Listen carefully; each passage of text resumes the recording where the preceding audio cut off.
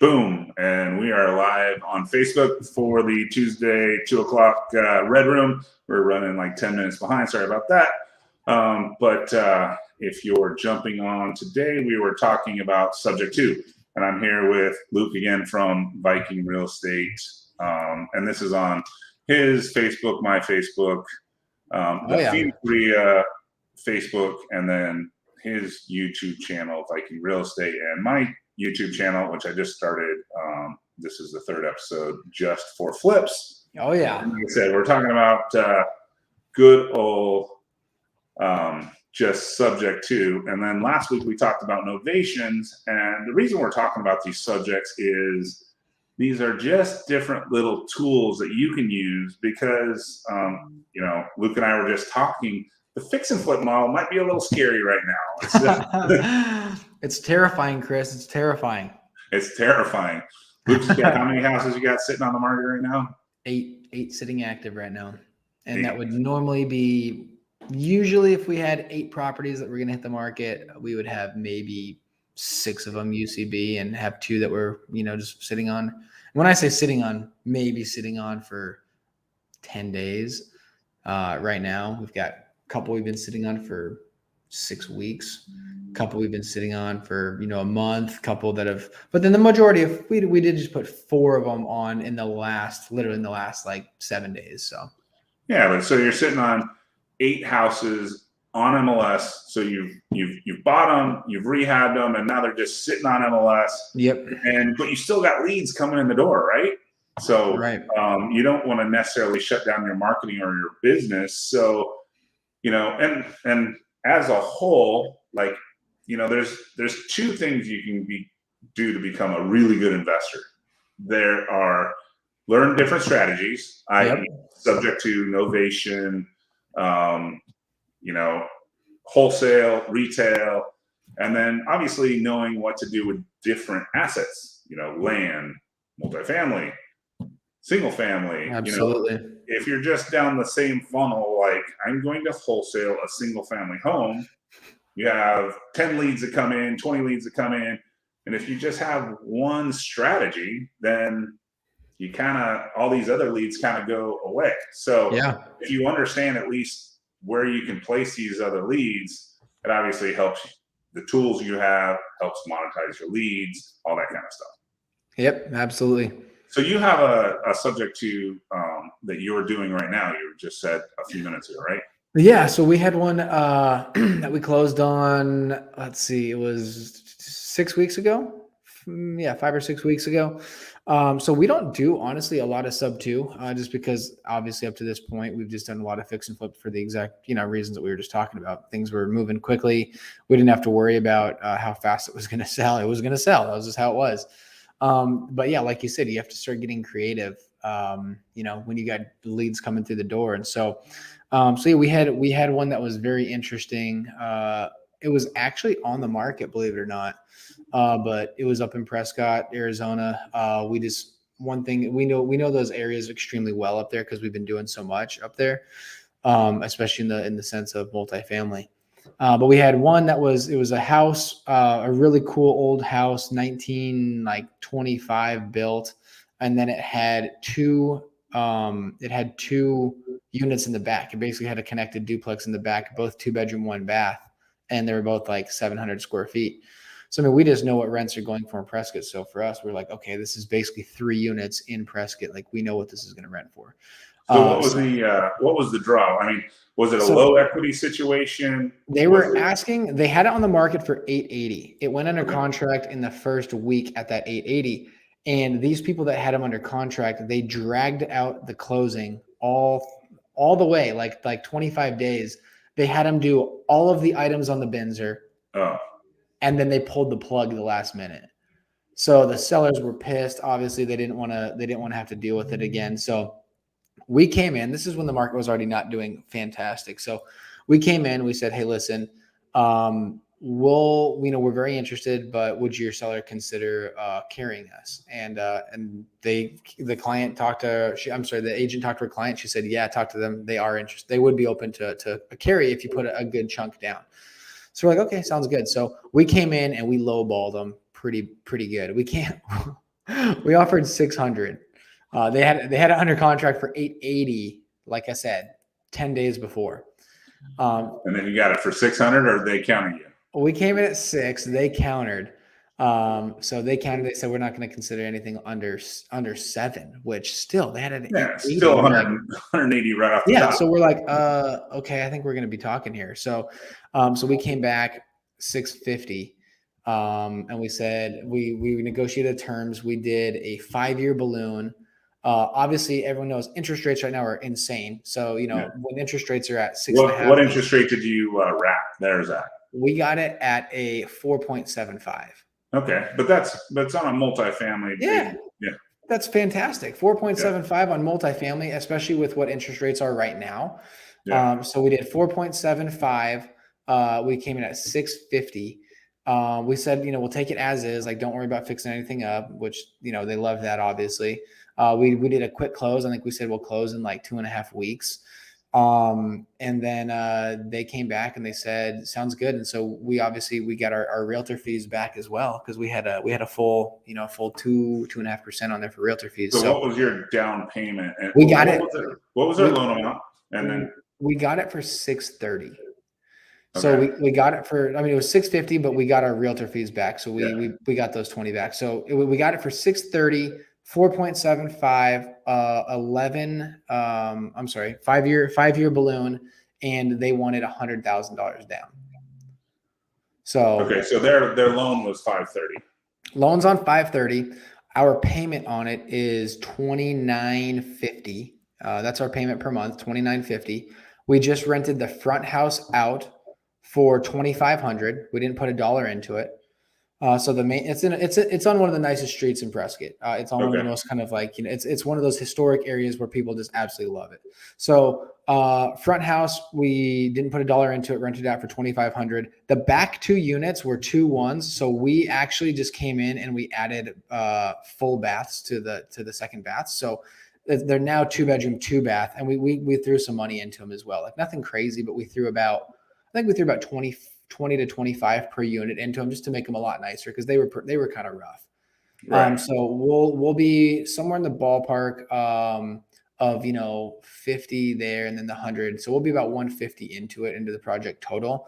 But then also we're getting we'll probably get 2,000 per 2.2 on the backside. All right, so you're going to get 4,500 with a payment of 6,500. Oh yeah, quick math, 6,500 with a payment. I'm not going to use you said it was 2,900, so I'm going to round that up. 3.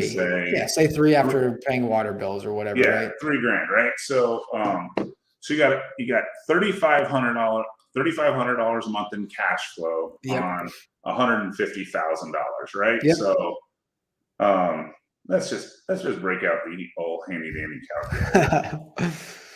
And the other thing is too, we owe 530 on it, and we already had someone offer us. They offered us. They came in and they were like, "Hey, we saw that it was back on the market again.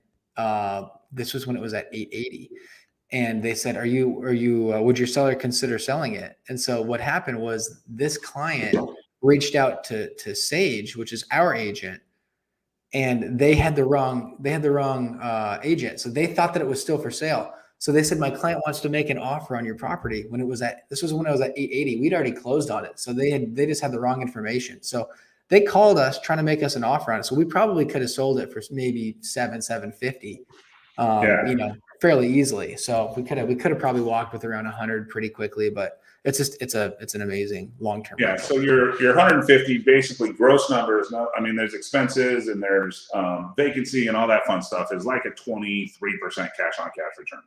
Which is ridiculous. Yeah, which is great, right? It's better than my hard money rates at 12. So right. So now, did you bring in an investor? Use your own cash? We had a partner. We had a partner. So we had a guy on our team, Blake. So he'd been wanting to do a deal with us for a long time. He'd also wanted to add some rental units to his portfolio. So we had Blake jump in on it with us, and we partnered with him. Yeah. So that's kind of a big strategy, is like on the subject too, is bringing in a partner for that equity piece. Yep. And then you can do two different items with that. You can just use them as a straight lender. And when you're getting 23% cash on cash, you can probably easily afford that loan payment, or Right. you bring them as an equity partner and then, split up the equity, split up the rents, all that kind of fun stuff. So, Right. And that's the thing is that, we've been keeping a close eye on what, what triplex is. And the thing is, it's not even a triplex. It's better than that because it's a nice single family home with 2 units in the back. yeah. So, I mean, like we've looked at what it's probably worth right now, and especially adding the second bathrooms to those. So, I mean, renovating those back 2 units, we truly think that it's probably worth somewhere in that ballpark of like 9 to 950, and we owe 530. We owe 530. And then and then it gives you an opportunity to wait out this deal is like you going into a triplex fix and flip deal right now might be a little scary, right? Oh yeah. But this deal works out because it's a different market. So now the deal comes in the door. This is something you can still deal with. You can get some cash flow on. Yep. Like some other really good opportunities, like, for agents and wholesalers out there, like obviously there's been a couple really good years of 4% money, 3.5% money, 3% money, 2.75% money.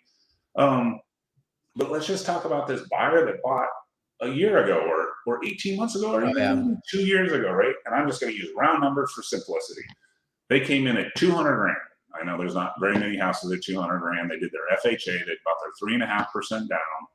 They got their 3% mortgage. Yeah. And, they're just sitting there, but they're not necessarily. Hold on, got to sign a piece of paper. Sign it, adopt. There you go. All right.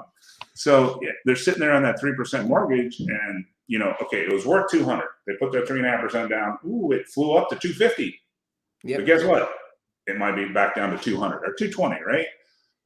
But their loan at 3.5% down is still 190. This is not a wholesale deal, a wholesale lead that comes in the door. Because right now at 200, what are you going to offer on a wholesale deal at 200 right now? Yeah, we're offering like 120 right now. Yes, not going to be able to sell their 193. No, we're offering 55, 60% right now. Yeah. So for a guy that's sitting on a 2.75% mortgage, let's just say you get them to accept, I'll take the subject to, they're getting a divorce, whatever their stress situation, they want out of the house, right?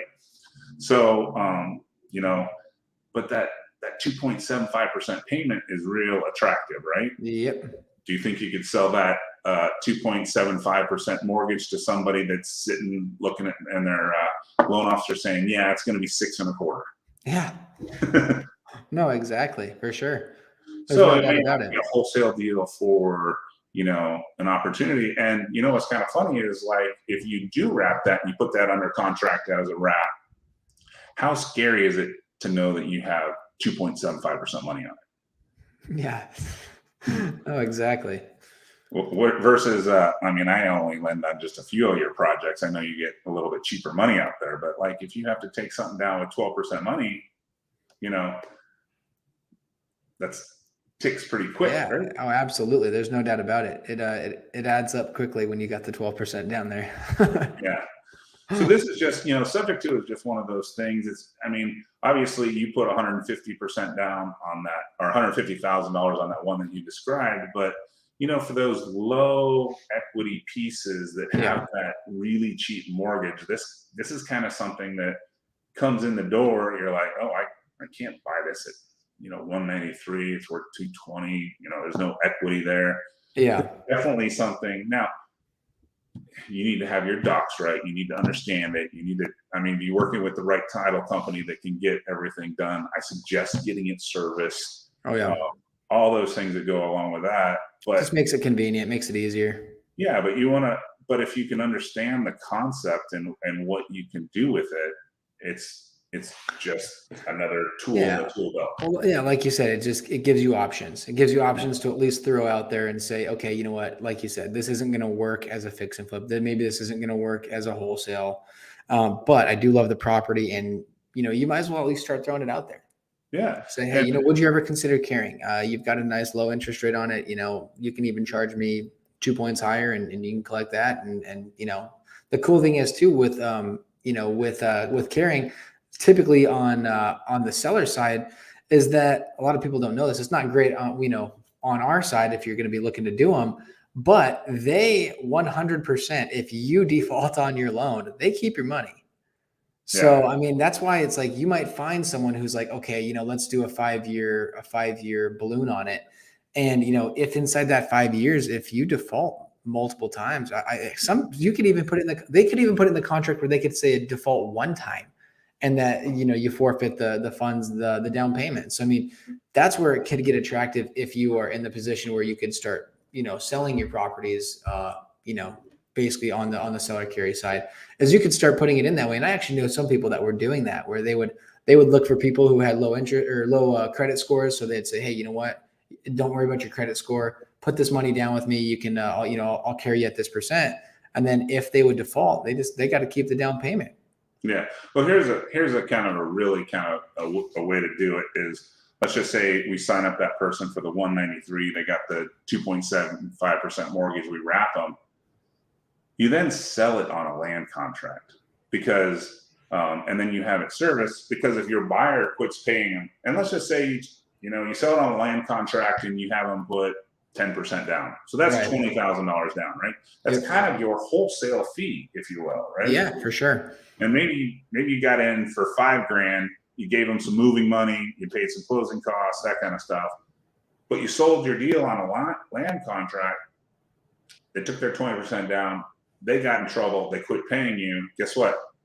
You keep the $20,000, and the difference between a land contract and actually transferring title to them is on a land contract. They don't pay you. It's all based on your equity. So less than 10%, you take the property back in 30 days. Right. Exactly.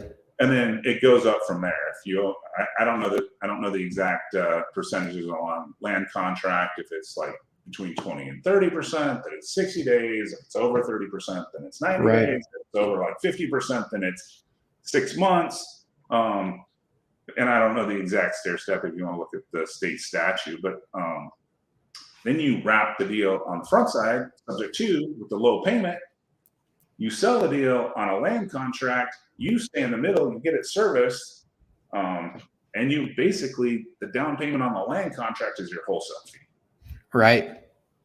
No, exactly. I mean, it can be bulletproof if you can get that down. Yeah. So obviously, that's just like I said. We're talking about subject to today. We did novations last week, and basically, novations is a way to take your wholesale deal, that if you can get them to take your $120,000 bid and take it to MLS where it might sell for 190, and you get, a big giant wholesale fee.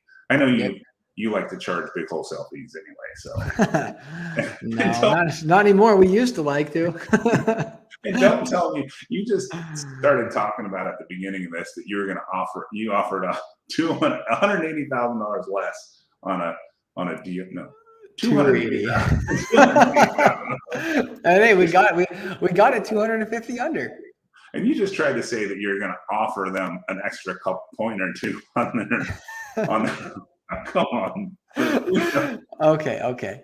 But hey, this is the thing though, is that you don't know that deals are out there like that until you throw out your offers. Yeah. You know what I mean? I mean, so this is the thing, is that we were talking to Sage, our agent, which is my wife, but we're laughing about it because I told her, I was like, hey, we're going to put an offer at 600. And she's like, oh my God. She's like, no, the agent's going to laugh in my face. And I was like, just throw it out there. We'll see what happens. We'll see. And so she's like, she called me back and she's like, they didn't say no. They said that the number pretty much has to have a 7 in front of it. And I was like, nah, no, it doesn't.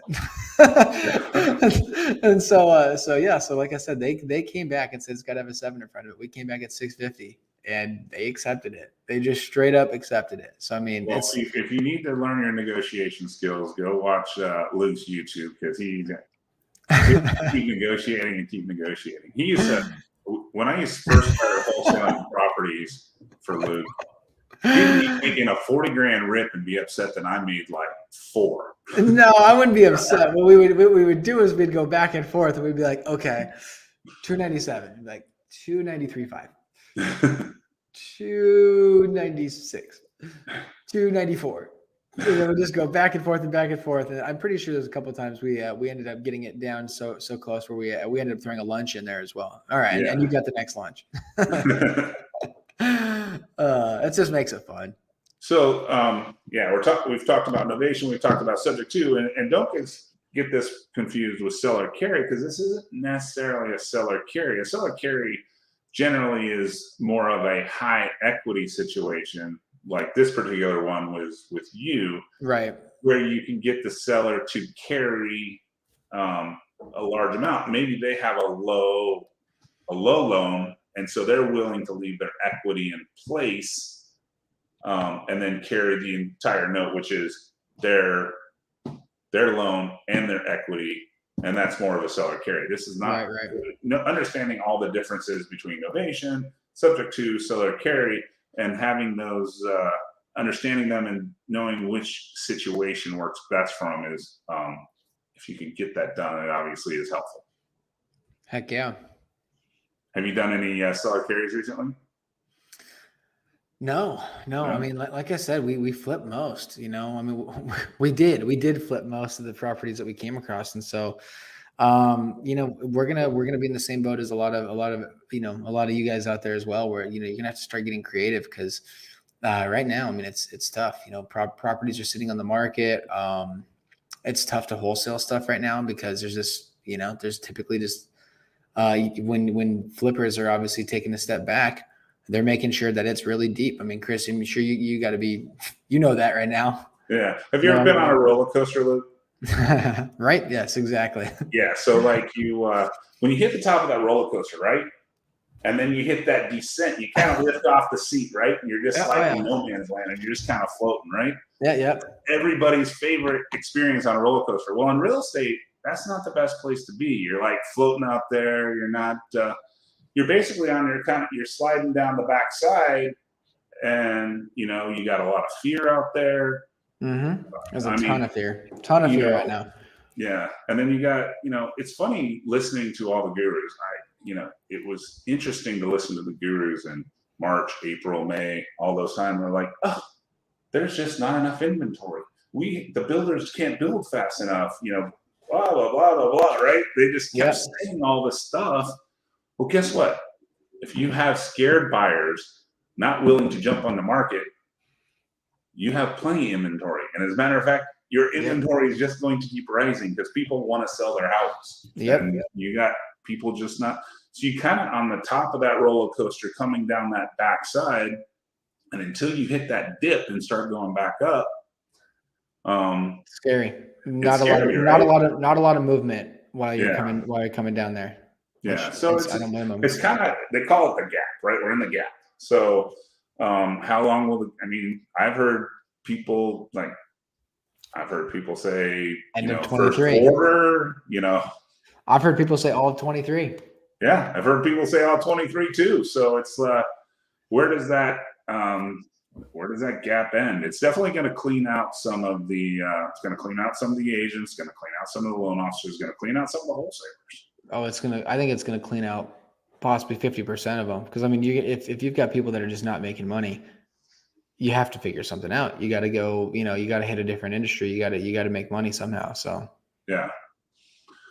So, but I'll still be right here. I'll be still talking on the Red Room, but I'll still be asking Chris if he's got any just no-brainer deals for me.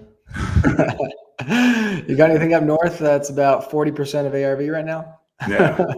So yeah, that's the catch is like, what does your offer look like? Because when you go to wholesale that offer, if you're not using some of the different strategies that we're talking about right here, is you're going to have to generate a number that's going to get the guy sitting on the shelf off the shelf. Mm-hmm. Right. So that's really what it's going to take. That it's worth 200. I'm going to send it out for 160. That number is not getting anybody off. That's not working anymore. Yeah. So that's not working anymore. And you see what I've seen a lot of with blasts that have been going out lately is you see a lot more of larger spreads because they're obviously, you got to do that to make it look more attractive. But unfortunately, a lot of the ones that I see right now is just that ARV number that they're trying to say that it's worth when it's renovated, that number doesn't exist anymore. Yeah, that's a March number, right? Exactly. It's like, oh, okay, well, you know what? We're going to say that you can buy this for 500, but we're going to say ARV is 750. We're going to give yourself a $250,000 spread in there. And then you hop on and you go look at comps and you're like, that thing was worth 750 maybe 7 months ago. Yeah. And so now you're looking at it and you're like, no, now I'm going to say that thing's worth 650, and I mean, I don't know if it's going to be 100 grand, but I mean, it's close right now with things not selling. Flippers, what we do is we're going to throw out a number that's going to make sense for us to be able to flip it, where we truly believe that number still means it will sell quickly. We're not even going to put it at like an ARV where it's like, oh, well, maybe it could get this ARV, maybe it could get this number.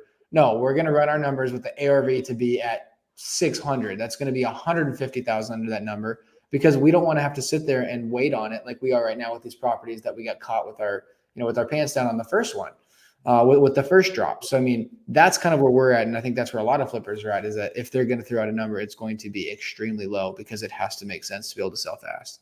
Yeah. So, it's definitely a changing market. So, and if you have any questions, I'll watch my Facebook and my YouTube and all that kind of stuff. So, we are just here to jump on here and give you different strategies to, monetize your leads as the market continues to change. But obviously, if you can get the guys that take the wholesale deal at 60 cents on the dollar, that obviously works. But for all those other leads that you don't have those opportunities with, understanding the different strategies and understanding what you can do here is definitely something that you need to learn or pay attention to. Oh, yeah. And while you're sitting here, waiting on those 8 houses to sell, educating yourself and understanding, different strategies and sharpening your pencil and is definitely something that you can do to help your business going forward. So absolutely. Get as much knowledge as you possibly can right now. Yeah, because everybody would think that, maybe, the time to, get out, maybe it's not the time to get out, because, as it comes down to the bottom of that cycle, if you understand the cycle, there's going to be massive opportunity in the future. So there's going to be a lot of money to be made. There's no doubt about it. Yeah. So just some little tidbits. Everybody talks about foreclosures. Will they be coming? Yes, there's more. There's, obviously been a moratorium for a couple of years. Those are going to start coming out. Obviously, when you have a recession, people getting laid off, people, losing their jobs, those are going to be coming down the pike too. So.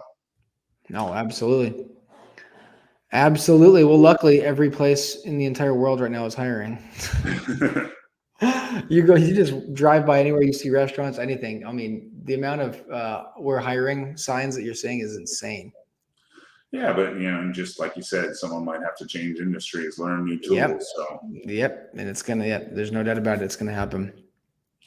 And if you have any more episodes, been doing this for like 20, 21 years. So if you have anything that you would like to learn, post it below, because I've probably done it once or twice, or know about it, or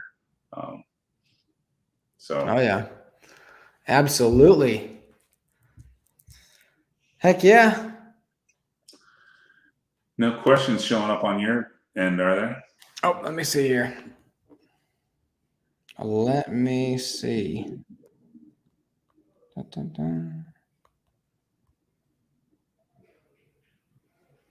don't believe so. Just a little side note, we are back at the Phoenix RIA is back. We're here on the Red Room at 2:00. The Phoenix RIA is live again, third Tuesday.